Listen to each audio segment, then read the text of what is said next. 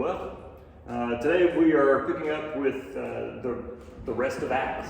So we're going to try to finish up the book of Acts today. Actually, we're not going to try to. We're going to. If we don't get there, then we just don't have time to stick with it. So today we're looking primarily at the ministry and the journey of Paul.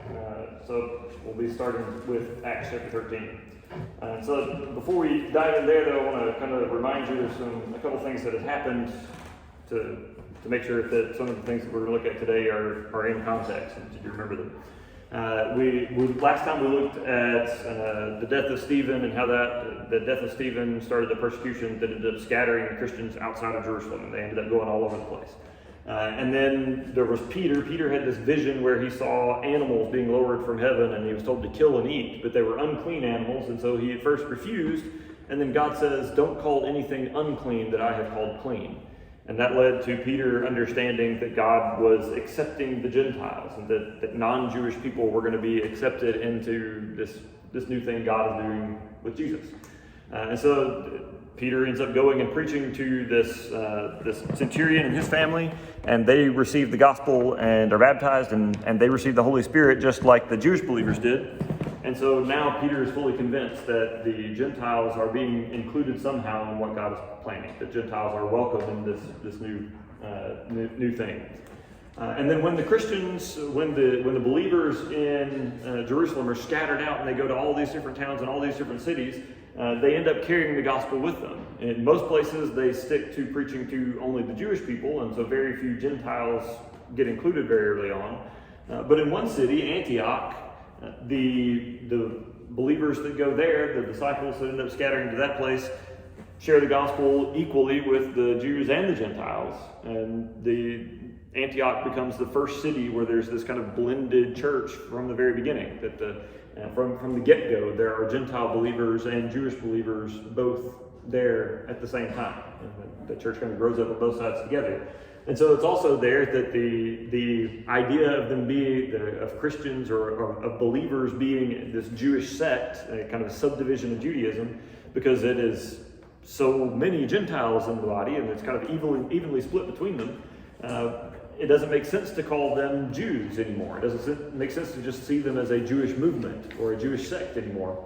And so it's in Antioch that they come up with another term or another name for them for the first time. And so they called them Christians, which was meant to be like little Christ or Christies, a diminutive, kind of an insulting term, associating them with Christ, with Jesus. And of course, they weren't actually insulted by being associated with Jesus, and so the name stuck, and we kept it and we keep using it. And so Antioch becomes the first place that the word Christian is used. Well, it also happens that Paul and Barnabas, or Saul, as he's first called, Saul and Barnabas, Barnabas goes and picks up Saul and takes him to Antioch, and they begin serving and ministering together there in Antioch, and preaching, encouraging believers, and trying to encourage more people to become believers and so on. And so they're there in Antioch. And then something happens so that they travel back to Jerusalem to take care of some things, to deliver some money that's needed, I think is the reason for that trip. So they go and they deliver, they do what they had to do in Jerusalem, and then they come back. And when they come back, they bring this young man, John Mark, with them. And John Mark is the author of the Gospel of Mark eventually. But at this point, he's just a young man that Peter was staying at his family house, his mother's house, some in Jerusalem, and so we met them briefly in the last chapter. Well, Paul and Barnabas and John Mark then leave Jerusalem and come back to Antioch. They come there together, and then that brings us to the beginning of chapter 13, the beginning of Acts 13. And so Antioch is this mixed Jewish and Gentile church. It's the first place that people have been called Christians. And now they're about to send out the first missionaries ever. And so the church at Antioch has several kind of skilled leaders and it's skilled preachers and teachers. And so the church decides or feels led by God to appoint some of their leaders, some of these teachers and elders, or the prophets and teachers among them, to go out and preach in other cities, to go out and kind of do a tour of several other cities see where God leads them and go and start churches in other towns and cities, or encourage them in other towns and cities. And so they begin praying over this group of leaders, and there's a list of those leaders. Their names are given in chapter 13, verses 1 and just verse 1. And it says, "Now in the church at Antioch there were prophets and teachers, Barnabas, Simeon called Niger, Lucius of Cyrene, Manaen, who had been brought up with Herod the Tetrarch," meaning Manaen was a childhood friend of King Herod, and Saul. And so out of those five, they begin praying, and the church decides or senses that the Spirit is guiding them towards appointing Saul and Barnabas to be these missionaries. And so they pray over them, and they set them apart, and then they send them out. And so Saul and Barnabas begin this journey to preach and to encourage believers in other towns and cities. And they take John Mark with them. They brought him to Antioch, and they decide, we can use a young man to kind of help out around and to help out with things. And so he travels with them. John Mark goes with them on the first journey as a kind of assistant. And we get kind of a hint in the text, or we're told that Barnabas and John Mark are related. We think Barnabas is John Mark's uncle, but not 100% sure. And so the relationship, there's a relationship there. And so John Mark accompanies Paul and Barnabas on this first missionary journey. And they end up going a number of different places, and it's slightly into, or partway into this chapter, in chapter 13, that all of a sudden we're told that Saul, who was also called Paul, and so from that point on, Saul is called Paul. And so the name change from Saul to Paul is like almost an aside. It's barely mentioned, but Saul becomes Paul, and from this point on in the text, or in the story, he's called Paul, and then he'll introduce himself in all of the letters in the New Testament as Paul. And so from chapter 13 on, Saul is Paul, and that's what we'll call him from now on.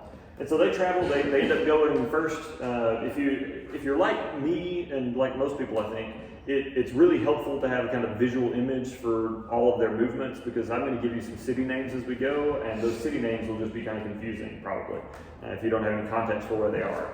If you live in this area and I told you that I went to Milan and then from there to Trenton and then over to Greenfield and then back to McKenzie, you'd have kind of an idea of where everything was and what kind of route I'd probably take to get there, and you could visualize it. But if you're not from this area and I said that, those would just be names. You wouldn't get it. And if I did it about a totally different region that you don't have any idea where it is, then that wouldn't mean anything to you. And so if a map would be kind of helpful to visualize it, there's a note up here about a couple of places that you can find maps of these journeys, the journeys that Paul's going to go on in your study Bible. And so there's a 2-page spread with an individual half-page map for each one of the journeys that Paul's going to be going on in this story, or in this section of Acts, on pages 1906 and 1907. And then if you turn to the very end of your study Bible, there's a section of maps at the end, and the next to last one, map 13, is a map of Paul's journeys, and it takes up the full spread, both pages, and has different colored lines to map each one of the journeys that he takes. And so those are some sources for maps that will help you kind of visualize this if you can't visualize it without it, which is most people. And so their first stop on this first missionary journey is they go to a place called, or an island called Cyprus. They sail from Antioch and go to an island called Cyprus. And they go to somewhere else because Antioch is landlocked. But they sail to Cyprus, and that's the kind of, on Cyprus, they go to 2 different cities. And in those 2 different cities, they preach, and they have some success there, and church gets kind of started there. But they also, usually they end up having some kind of a conflict, or they end up having some kind of an issue with people locally, and they end up having to leave. But in this case, there's the proconsul, which is a kind of high-ranking official on the island, ends up accepting Jesus, or accepting the gospel and becoming a believer. But they also have to work against a particular Jewish sorcerer, magician, and he ends up being struck blind along the way. But they have their ministry or their time on Cyprus in these 2 cities, and they leave there, and then after they sail away from Cyprus, they go to a city called Paphos, and then from there to a second city named Antioch, but it's in a different region. And so it's called Pisidian Antioch because it's Antioch in the region of Pisidia. And so it's Pisidian Antioch. They go there and they, again, in these cities, they preach, they have some success. Lots of people accept the gospel, especially in the synagogues, and they start new bodies of believers, new churches there. It's worth pausing here to point out that Paul uses, when he goes to a different town, he kind of uses this pattern, or he does this kind of thing. In most towns that he goes to the synagogues first, and goes on the Sabbath day of the synagogues. And because he has a long history among Jews, and he was a very devout Pharisee and very zealous Pharisee, and he trained under Gamaliel, one of the best rabbis and best teachers of the day, he's kind of sought after there. And so when he comes to a town and he goes to the synagogue, he usually is given the opportunity to speak because of his reputation. And so he'll go to the synagogue and he'll speak and he'll talk about Jesus. And so he'll tell about that Jesus is the Messiah, God raised him from the dead. He'll give the kind of short form of the gospel. He'll tell them about Jesus in the synagogue, and many of the Jews in most of the synagogues begin to believe. And so they'll start to, when several Jewish people begin to believe that Jesus is the Messiah, this starts to be threatening to the Jews that don't believe, and often that includes the Jewish leadership in the town. And so they'll get jealous and they'll get threatened, and they'll start pushing back and making things difficult for Paul and whoever his companions are on the trip. And so as it starts to heat up and get difficult in the synagogue, which usually happens fairly quickly, they'll start going out and looking for opportunities to speak to Gentiles in the city. So they usually go to the synagogue first, and then start working out of the synagogue and finding other opportunities to speak to Gentiles and convince Gentiles that Jesus is the Son of God and the Messiah. And when it gets really difficult in the synagogue, they'll just kind of leave the synagogue alone and focus on the Gentiles. And then when usually something happens along the way that makes someone in the town angry enough that it becomes dangerous for them to be there, and then they'll leave and go on to the next town and leave a church there that's kind of starting to grow. And they'll appoint leaders for it and make sure that they can sustain themselves, and then they'll just move on to the next town when it starts to get dangerous for them to be there and preach the gospel somewhere else. And so that's what they're doing. They go first to Cyprus, and they preach there, and they leave there, and they go to the next region. They end up going through Pisidian Antioch, and then they end up going. They leave that region, and they go to Iconium, which is just another town, another city. And then they end up in Lystra and Derbe, which are two kind of smaller towns or smaller cities that are near to each other. And they preach the gospel there. And I don't expect you to remember all of the cities that they visit in all of the missionary journeys. That would be a whole lot of memorizing and not a whole lot of benefit for it. But there are a few that I think would be helpful for you to know where they came in. Mostly because Paul later writes letters to these churches, and those letters to these churches in those cities or in those regions is part of our New Testament. So you got like the first one written down here for the second journey is the region of Galatia, and so we have a letter to the Galatians, or the church at Philippi, the book of Philippians, the letter to the Philippians, the Thessalonians, the Corinthians, the Colossians, and the Ephesians. All of those churches end up having letters written to them, and so it's helpful to know that Paul visited them first. And I probably won't ask you to even remember which missionary journey Paul went to them in, just that Paul visited these areas first. On the first journey, though, this region, the cities Lystra and Derbe, it's not that there is a letter written to this group later, that Paul writes a letter to this church later. It's that there is a particular family in this area that produces someone that the son of this family ends up being an important figure and a traveling companion of Paul. And this guy does have letters written to him later. And so it's in Lystra and Derbe that Paul preaches, and there's a good strong church started there. And so when Paul comes back on the second missionary journey and finds that this young man is kind of developed up and is really highly regarded, he's going to take this young man with him. We'll talk about him when we get to the second one. But they complete this cycle, and they end up, the Lystra and Derbe are kind of the last places that they go in the first missionary journey. And then they stop, and if you look at the map, they're closer to Antioch at this point than they have been for most of the trip. But instead of just scooting on over and completing the circle and ending in Antioch, they actually start backtracking, and they go backwards for most of their journey across most of the cities that they've already been to, and kind of revisit and encourage the churches in the cities they've already been to, and make sure that they have good, strong leaders to sustain them after Paul and Barnabas are gone. And so they backtrack through a lot of the cities that they've been to. They don't go back to the island, they don't go back to Cyprus, but they do. They sail across from there to Antioch, and that ends their mission, the first missionary journey. All of this first missionary journey is recorded in chapters 13 and 14. And at the end of chapter 14, they return back to Antioch, and they report on all the things that happened there, and tell all the good news about all the different churches that were started, and all the different people that became believers, and just share the good news about all the things that happened on this trip back to Antioch, back where the people that sent them out and that helped to supply them. Well, once Paul and Barnabas get back to Antioch, one key detail, one kind of important fact, somewhere along the way, John Mark abandons the group. He turns back and leaves them during his first missionary journey. And we're not told why or what the circumstances were. We will find out that it happens in a way that Paul thinks was really irresponsible, and Paul describes it as him abandoning them or turning back and leaving them.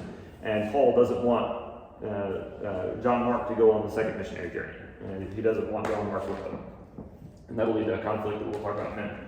But while they're in Antioch, Paul and Barnabas have returned to Antioch. They finished the first missionary journey, and they're going to stay there a while and kind of recoup and figure out what to do next. And while they're there, a group of Jewish believers come from Jerusalem and start teaching the people especially the Gentile believers in Antioch, the non-Jewish believers, they start teaching them that they have to be circumcised in order to follow Jesus. If they're not circumcised, they can't be saved. And so that they come from Jerusalem, and they start teaching them this in Antioch. Well, Paul and Barnabas have been traveling around, and they've seen lots of Gentiles accept Jesus, and they've seen lots of people trust the gospel, and they've seen the Holy Spirit given to these believers. They've seen them have these experiences of the Spirit, and so they know that God is moving in these believers, even though they're not Jewish and they haven't been circumcised and following the law. And so they start arguing against this group of teachers from Jerusalem and saying that the Gentile believers don't have to be circumcised, that God has obviously shown that they're accepted, and that God is working with them even without going through circumcision and all the law. And so that's Paul and Barnabas start to argue against this group. And eventually the argument gets to be so sharp and so intense that the church at Antioch asked them to go back to Jerusalem. Both Paul and Barnabas and this group that come from Jerusalem, he asked them all to go back to Jerusalem and figure it out with the apostles. Figure out what the apostles say, present it to the apostles, and come back and let us know what the apostles decide, and we'll do that. And so instead of you guys arguing it out here until forever, go back to the apostles, the people that actually spent time with Jesus, and ask them what they think and give us their decision. And so Paul and Barnabas and this group travel back to Jerusalem, and in Acts chapter 15, we end up having the Jerusalem councils, where the apostles in Jerusalem gather together, and these teachers and Paul and Barnabas come and they present the case, present the issue before them, and they talk it out and make a decision.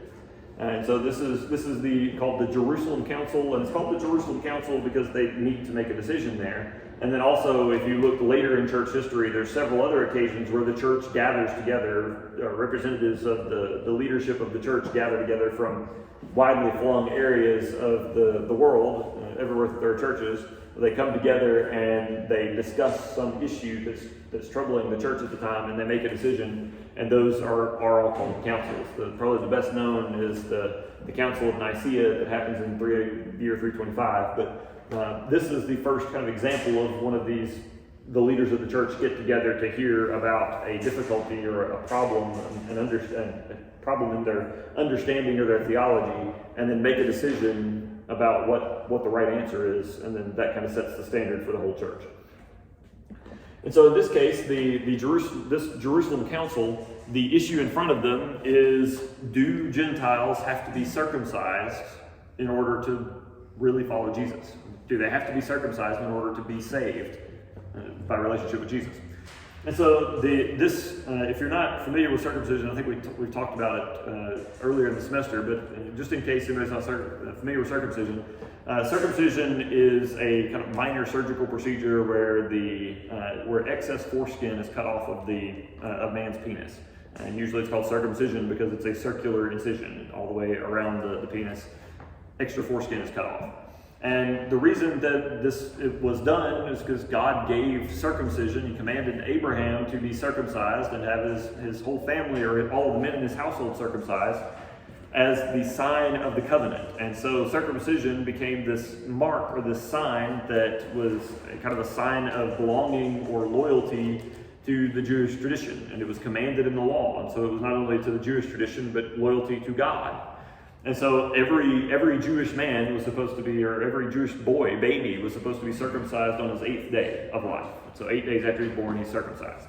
And any man living long term in a Jewish man's household, in a Jewish family's household, was also supposed to be circumcised.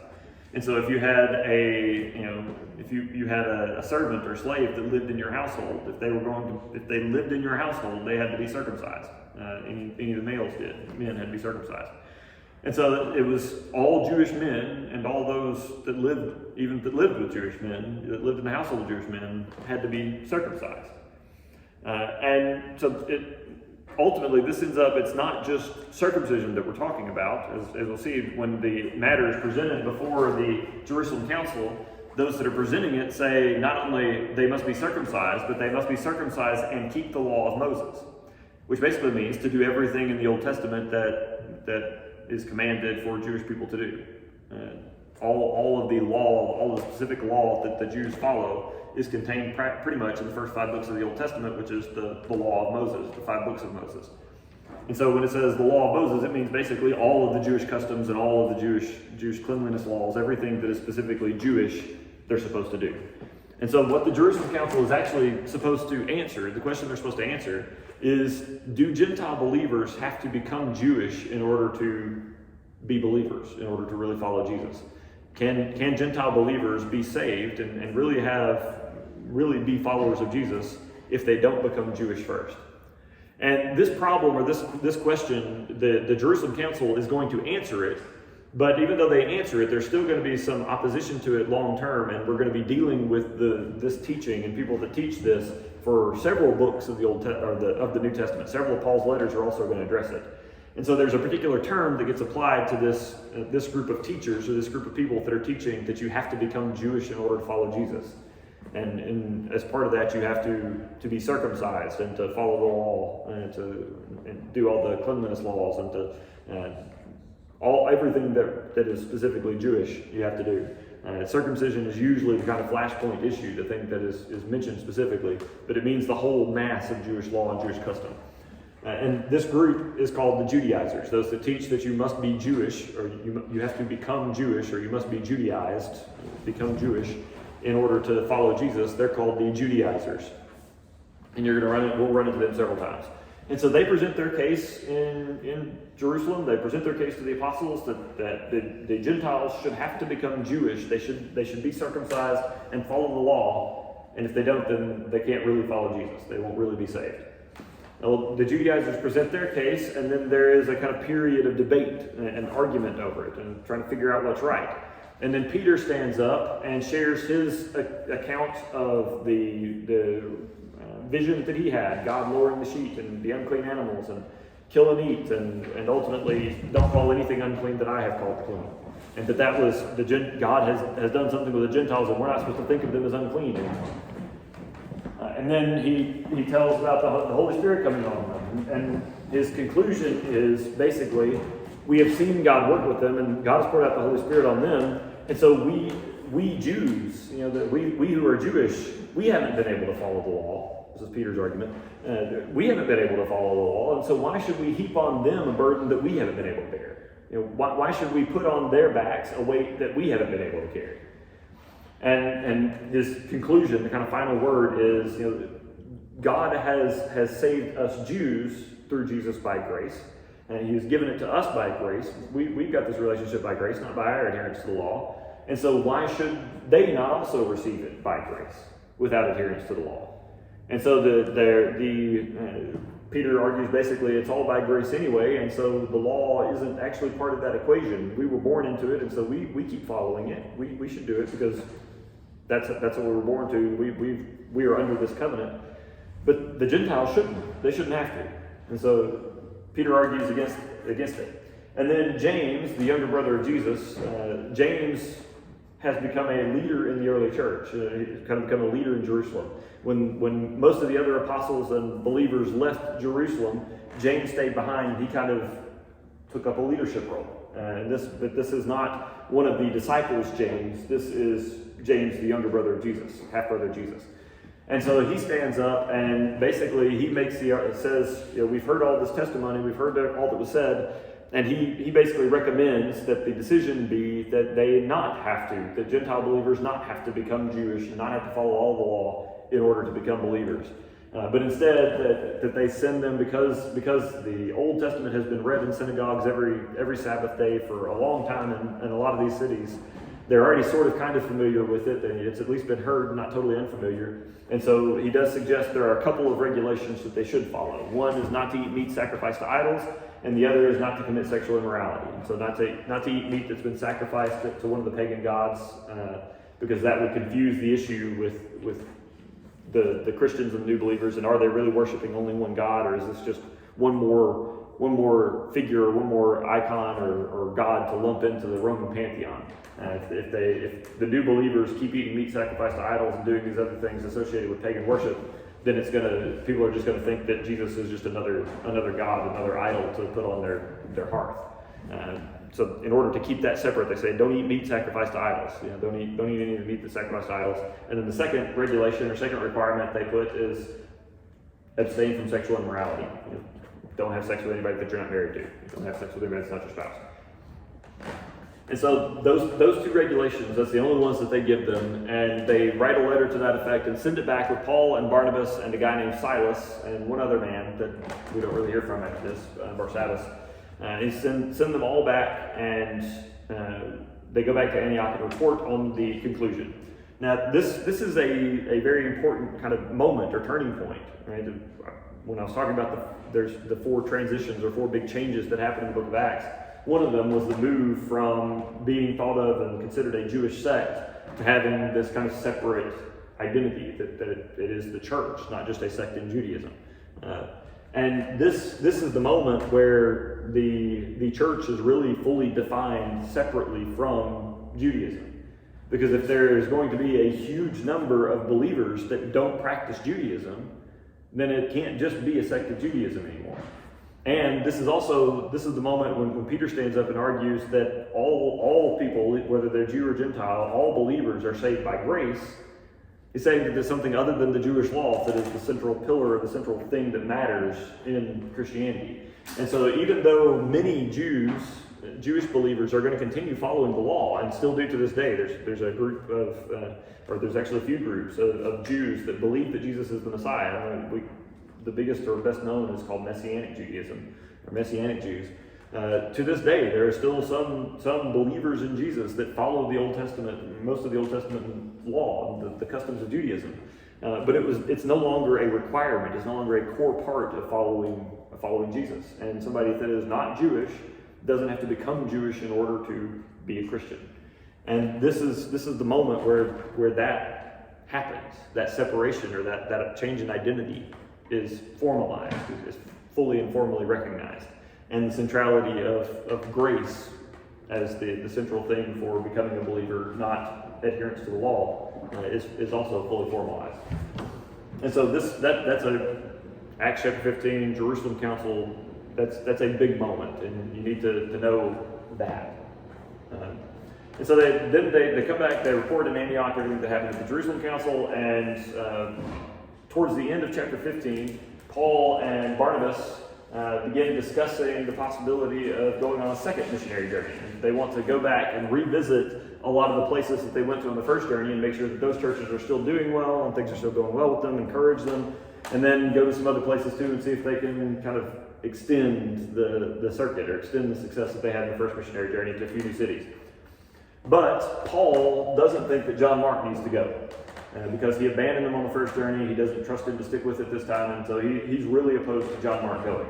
But Barnabas wants to give John Mark a second chance and take him with him. And maybe part of that is because John Mark is related to Barnabas, and so Barnabas wants to take him. But it may just be part of Barnabas's personality and what he does. Because remember, Barnabas is the guy that takes Paul to the apostles in Jerusalem when the apostles in Jerusalem don't want to meet with him after he's had his change of heart, after he's become a believer and has been preaching the gospel. Because Paul is the one that takes, or Barnabas is the one that takes Paul and argues for him and gets him accepted by the apostles. And so it may just be that taking John Mark is another element or another instance of Barnabas being that encourager, the son of encouragement, and championing this person that has messed up but has had a change of heart or can do better now. But one way or another, whatever the motivations are for Barnabas, Paul and Barnabas, eventually they have such a sharp disagreement about it that they decide the best thing to do is just to go separate directions. And Barnabas take John Mark and Paul will take somebody else, and they'll go in different directions and go on separate missionary trips and kind of divide the work of going to these different churches and basically separate and both go do the work, but do it separately. And so Barnabas and John Mark go off and start visiting some of the churches from the first missionary trip, missionary journey. And Paul ends up taking Silas, one of the men that came with him from Jerusalem to deliver the letter from the apostles about the Jerusalem council. And so Paul takes Silas and they go and they start this second missionary journey. And one of the first place that they go is to Lystra and Derbe, the last place that Paul and Silas were in the first, or Paul and Barnabas were in the first missionary journey. And so Paul and Silas go to Lystra and Derbe, and they go back to that family that I mentioned, and they pick up the young man whose name is Timothy. And Timothy is a young guy that he begins to travel with Paul and Silas, and Paul starts to teach him and to train him up to be a leader in the church. And by the end of the New Testament, it's pretty clear that Timothy has become a leader in the church. And so they take off and they start to journey, take this second missionary journey. And they end up going to a whole lot more places, and it's a much longer journey, the second trip, than the first one. And for one thing, Paul goes first to, one of the first places he goes is this region of Galatia, and speaks and preaches and starts new kind of bodies of believers, bodies of churches in several towns in Galatia. And then he wants to go over to the next region, which is Asia, wants to go on into Asia, but it keeps not working out. Something happens and he recognizes that the Spirit is blocking him, the Holy Spirit is blocking him from going into Asia. And shortly thereafter, he has a vision of a man from Macedonia saying, "Come and help us." And so he tells his companions about the vision that he's had, and they're convinced that God is calling him to go into Macedonia. And so he ends up turning back and going into this region of Macedonia. And in this region, in Macedonia, there's several cities in this region. And one of the first that he goes to, goes to Samothrace and then on to Neapolis. And then from there he goes on to Philippi. And so when he gets to Philippi, they begin to preach and to teach in that city, in Philippi. And Philippi is a Roman colony. It's not like it's a relatively newer city in the Roman Empire. And so it's a Roman colony, but it's one of the kind of leading cities in that district or that region. And so they stay there, and while they're there, they come and they find this group of women that are washing clothes at a river or a stream, and they preach the gospel to this group of women. And it turns out that one of the women is named Lydia, and Lydia, we're told, is from the city of Thyatira, another city, and she's a seller of purple cloth. And this means, or this tells us, if you read between the lines, this tells us that Lydia is a successful businesswoman. So Lydia, the purple cloth thing, we take for granted that you can get clothing in practically any color because we have several hundred years now of developing better and cheaper dyes for our clothing. And so you can get bright clothing in practically any color, and it doesn't cost you any more than any other color, right? All the colors cost about the same. But that's because we can do so much with synthetic chemistry now that we can produce dyes in any color relatively cheaply. But you go back to the first century, to this period, and you don't have any synthetic chemistry. You can't just synthesize chemicals in a factory. You have to extract them from something. And so if you want to dye, you want something that's going to dye clothing, you have to extract it from something. And so they have to, that dye usually has to be extracted from something and refined and concentrated until it's a strong enough color to produce whatever color you want. And it just turns out that the stuff that makes a good purple dye is relatively harder to get, just more expensive to extract and concentrate, and harder to find. And so purple is really expensive. Purple clothing is really expensive. And so the fact that Lydia buys and sells purple cloth, or buys purple dye and makes purple cloth, she's making a pretty decent living, pretty decent profit. And so she's fairly wealthy. And if the fact that she buys and sells purple isn't enough, after Lydia hears the gospel and accepts it, she invites Paul and his companions to stay in her home while they're in the city. Now, we've already been told that Lydia is from Thyatira. She lives somewhere else, and yet she has a home in Philippi. And so she has multiple houses. She's someone that owns multiple homes and probably travels between them frequently. And so she's a successful traveling merchant and traveling businesswoman. And so Lydia accepts the gospel and becomes a believer and invites Paul and his companions to stay in her home while they're there. And then the next scene is they're traveling around Philippi and looking for opportunities to preach. This slave girl comes up to them, and it turns out this slave girl is possessed by an evil spirit that uses her to tell the future, to do like fortune telling. And because of that evil spirit in her that does fortune telling, her owners, her masters, her owners, make a lot of money off of her. But for whatever reason, this young girl, or this young woman, this slave woman, starts following Paul and Silas around the city and starts just shouting things as she follows them around. And among those things, she shouts, "These men are telling you are from the Most High God and are telling you the way to be saved." And something about what she's doing and following him around and making all this ruckus, it's making it hard for Paul to do what he needs to do. And eventually he gets really irritated after several days of it. And so he turns around and rebukes the spirit and drives the spirit away. And so he heals the woman and drives the spirit away. And so she becomes a believer. But her owners are really angry about this because they've been making money off of her being possessed by this spirit, and now they're unhappy that this change has happened. They've lost their way of making money. And so they stir up a scene and trump up some charges against Paul and Silas and have them arrested. The city council sends the Roman guard to arrest them and put them in prison.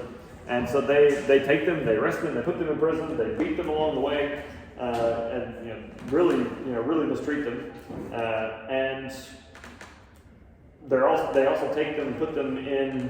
They strip them and beat them with rods, beat them with staffs, and then put them in prison. And the guard locks them, or the jailer locks them in this very closed inner cell, and fasten their feet in stocks, put them in chains, and lock them and make sure they can't get away. And so this Philippian jailer, the guy that is imprisoning them, I mean, usually those jobs went to somebody that had served in the military before, and so it was kind of cushy retirement job for somebody that had a long career in the military. And so this jailer is probably somebody that's ex-military, and this is his job now. And he's just kind of a guy, a worker, somebody that was in the military and now has this decent job. And probably if anybody know any retired Marines? Somebody that served for a long time in the Marine Corps. The Marines are usually just more intense about being military and about their traditions of the Marine Corps, so that's why I'm mentioning them specifically. But, somebody that was in any branch of the military for a long time and still kind of acts like they're military, that's kind of who I have in mind when I think about this guy. And somewhere in the middle of the night, they're locked in stocks, they've been beaten, but they're singing hymns. Paul and Silas are singing praise to God, singing hymns in the middle of the night, and all of a sudden there's this big earthquake, and the stocks that their feet are locked in break open, and they're able to take their feet out, and then all the jail cell doors pop open because of the earthquake, and all the doors are open. Well, the jailer wakes up at all this ruckus, all this sound, and gets up and comes out, and he sees all the jail cell doors open. Now, when he sees all the cells open, he assumes all the prisoners have escaped, and so he thinks, I'm ruined.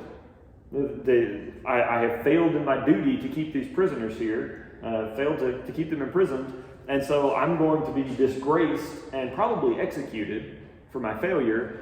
And that'll also mean that my family won't get any benefits from me and work here, and I'll be stripped of everything.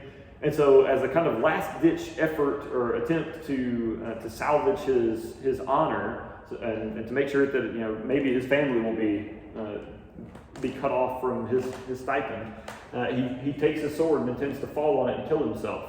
It's kind of a last-ditch way to kind of salvage his reputation. And as he draws his sword and takes it and goes to kill himself, Paul shouts out from the cell, "We're still here, don't hurt yourself." And the jailer is blown away that they would remain when they had the opportunity to go. And so he runs in and kneels before Paul and Silas, drops down to the ground right next to them, and says, what do I have to do to get what you've got? What do I have to do to be saved? And so they tell him, and he comes to believe, and then he takes Paul and Silas out of the cell and takes them back to his house and washes them and cleans them up and treats their wounds from the beating. And then they preach or share the gospel with his whole household, and the whole household ends up being baptized. And turns out that the next day the council sends a message to the jailer and says, those men that we sent you yesterday, let them go and tell them to get out of the city. They can't be here anymore, but let them go. We're not going to do anything with them. And Paul speaks up and says, if they want us to leave, they need to come and escort us out. And it turns out, he says, we're Roman citizens, and they did all kinds of stuff to us yesterday they weren't supposed to do to Roman citizens.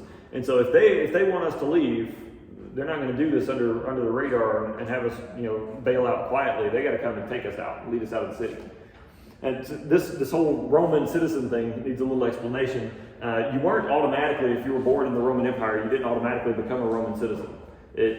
You only became a citizen if your parents were citizens. That's the only way that you became a citizen at birth. And a lot of that is because Rome was an empire, and it was an empire that spread by conquest. And so a lot of the people in the Roman Empire and under Roman rule were conquered peoples and not citizens. But there were several ways that someone could get citizenship. You could be born into a family that already had citizenship, or you could do something that was extremely, beneficial to the Roman Empire. You could do some great act of service for the Roman Empire, and you would be awarded citizenship. Or you could serve in the military for X number of years, and in the process of that, as a reward for your military service for several years, you could be given citizenship. Or you could buy it. You could save up. It was obnoxiously expensive, but you could save up enough money and you could purchase citizenship, and that citizenship would pass down through your family. And so that was you either had to be born a citizen or you had to do some great act of service to become a citizen. But you didn't automatically become a citizen because you lived under the rule of the Romans, under the Roman Empire. And Roman citizens had certain kind of protections under the law. They weren't supposed to be beaten or flogged without a trial, for example. So they couldn't be physically punished without being tried. And if they were imprisoned or held by the government or in a jail, they weren't supposed to be locked up in chains or in stocks. And they had done both of those things to Paul and Silas. Another one of the kind of protections or the rights for a Roman citizen was that they could appeal to Caesar. If they were under trial or they were being accused of something in a Roman court, and they felt like the trial was not fair, they weren't being treated fairly in the trial, they could appeal to Caesar and have their case taken up to a higher court, and eventually potentially all the way to Caesar himself. Of course, if you abused that and you got to Caesar and you were guilty and found guilty, and there's a good chance that Caesar was just going to kill you for having wasted his time, but you could potentially appeal all the way up to Caesar. And so that was rights afforded to Roman citizens, but not to everybody. And most of the kind of outlying districts, the places away from Rome or where Rome had been established for a very long time, there weren't many citizens. Citizens were uncommon. Most of the people in these areas were conquered peoples instead of citizens. And very few of the conquered peoples had gone on at this point to buy citizenship or to be awarded citizenship so that their families could be citizens. But Paul's family apparently was one of them, and so was Silas's family. Both of them were Roman citizens. And so they had done all these things to them that they weren't supposed to do, and so when the city council finds out these guys are Roman citizens, they're kind of afraid, and so they come and they very politely lead them out of the city and ask them to go somewhere else instead of, having them thrown out quietly. So they go on and they leave that place and they make a couple other stops, and Paul ends up separating from the rest of the group, and he goes alone to Athens. And while in Athens, he ends up preaching to this group of philosophers on Mars Hill, and some of the philosophers come to trust Jesus and accept the gospel. And if you look at this sequence, the reason that I've told you these stories specifically, if you look at this sequence, you have a wealthy businesswoman, a wealthy and successful businesswoman, a slave girl, lowest and low, possessed by a demon or an evil spirit. You have a jailer that's kind of a blue-collar ex-military type. And then you have the super educated philosophers that like to sit around and argue about philosophy and various theories all day. And all of these end up accepting the gospel. And so kind of one of the themes or one of the ideas that you see in Acts that's intentionally portrayed is that the gospel, the message about Jesus, is for every kind of person, not just for a particular kind of person or super religious people, not just for Jews or for Gentiles, but every kind of person imaginable. The gospel is for them. We're really running out of time, so I'm going to blaze through this last, 7 chapters of Acts pretty quickly. Paul ends up going a few other places on the second missionary journey, including city Thessalonica, and Corinth. And he actually spends about 1.5 years in Corinth. And then eventually he and his companions make it back to Antioch. They travel through Jerusalem and then get to Antioch and stop there. And then they rest there for a little bit, and then they head back out again on a third missionary journey. Pretty much the same companions. I did forget to mention that on the second journey, there's a moment in the description in Acts where it goes from Paul and his companions to suddenly we. And so the author of the book has joined Paul on his journey, and so now Luke is one of the companions. But then the third journey, they take off again, and they take another very long journey, and this time they go even farther, much of it across the water. And they end up spending time in Colossae, which receives the letter to the Colossians, and then they spend a long time in Ephesus, where Paul had actually gone on the second journey, but only briefly, and then they spend like 3 years in Ephesus. And then they come back, and when they make it to Jerusalem this time, they want to go on to Antioch after leaving Jerusalem, but there's a big problem in Jerusalem, and Paul ends up being arrested because of a kerfluffle with Jewish leaders in Jerusalem, and he ultimately ends up having to appeal to Caesar to get out of it, and he's taken from Jerusalem eventually all the way to Rome, and the book of Acts ends with Paul under house arrest in Rome. And so he's living in his own house, but he's under guard until he can be tried. Now we think that after that moment, after that event, Paul is released from prison. That his trial before Caesar goes well, and he's released, and he's able to go on a fourth missionary journey into Spain. But eventually he's rearrested, and under Emperor Nero, he is executed. But that's not the arrest that we have at the end of the book of Acts. It's probably a later arrest. That's it. We're definitely out of time and over. Sorry about that. And yeah, we'll pick up on Wednesday with Romans.